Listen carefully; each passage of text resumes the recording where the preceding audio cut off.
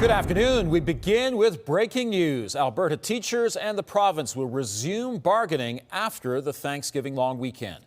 In a news release this morning, the Alberta Teachers Association said exploratory discussions that started last Friday have led to negotiations. The two sides will sit down with a mediator next Tuesday. The teachers have been on strike since Monday, affecting 700,000 students and their families at public, separate and francophone schools across Alberta. A bear that's been wandering around a southwest community for days has been captured. After 3 attempts, Fish and Wildlife finally managed to tranquilize the bear this morning. Since Sunday, there have been multiple sightings of the Bruin in the community of Oak Ridge. Officials say the bear hasn't been aggressive, but because it wasn't moving on and was still wandering in a residential area, the decision was made to relocate it. Parks Canada has completed geotechnical data gathering at the site of a deadly rock fall in Banff National Park.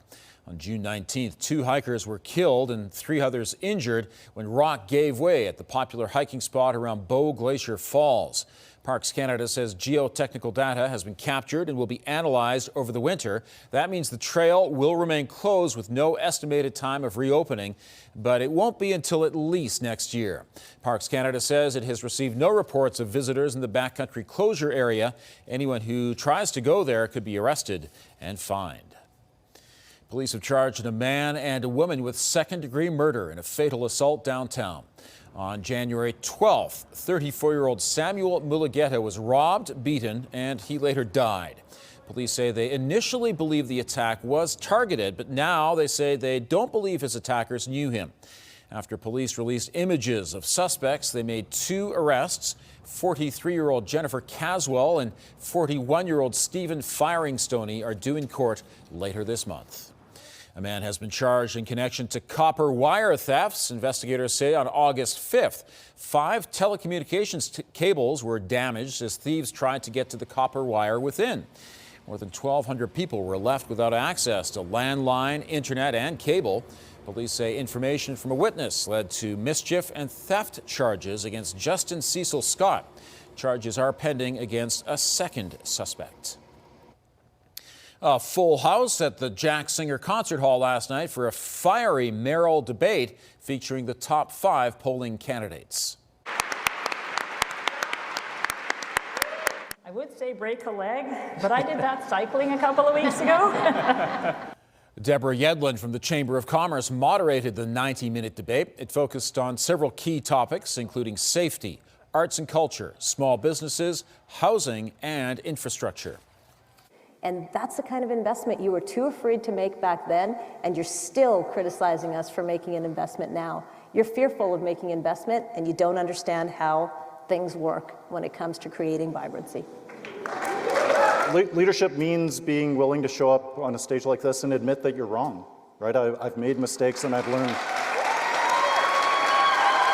Take you back to November 2020, when you seconded the report that actually gave you a heads up that the increased water loss in Calgary's distribution was happening. So where have you been for 4 years? And now this is a thing, all of a sudden you want to talk about water leakage? I just don't understand. Again, different focus 4 years ago from today. I think we need to talk a little bit about budgets. For Councillor Sharp, reserve funds are still taxpayer dollars. Small business in our city is the #1 employer. It is critical we get this right and those doors remain open. Advance voting is underway until Saturday. So far, the turnout is lower than it was in the last municipal election. Election day is October 20th. A carbon capture company testing technology north of Calgary has paved the way for one of the world's largest facilities in Manitoba. Deep Sky says its pilot facility near Innisfail is already refining the technology that will power a massive new site in southwestern Manitoba. The Manitoba project, a $200 million first phase, will eventually remove 500,000 tons of carbon dioxide from the air each year. Deep Sky's CEO says the technologies being evaluated in Alberta will determine which systems are used at the new site. We're going to have a much smaller portfolio of technologies with really only a handful of the ones down selected once we actually see the operational data and the performance that they have in Alberta. given the fact that the conditions, the weather, for example, are fairly similar. Deep Sky expects to break ground on its new site in the first quarter of 2026 after drilling and testing its first storage well in southwestern Manitoba. The Calgary Flames have spoiled Edmonton's home opener even after Connor McDavid signed a new contract with the Oilers. Nazem Kadri scored in the 8th round of the shootout to give the Flames a 4-3 win last night. It capped off a comeback after the Flames were down 3-0. Calgary got on the board first when rookie Matvei Gridin scored his first NHL goal. The Flames are on the road again tonight in Vancouver. 1-2 pitch. Got him! Jeff Hoffman strikes out Cody Bellinger, and the Blue Jays have done it.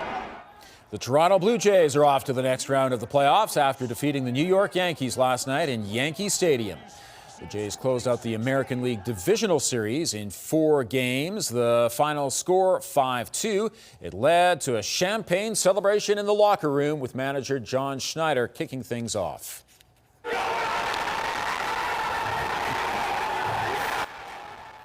The Blue Jays will host Game 1 of the American League Championship Series Sunday against either Detroit or Seattle. Thanks for joining us. We'll have more on the top stories coming up on CTV News at 5 and 6 or anytime online at ctvnews.ca/Calgary.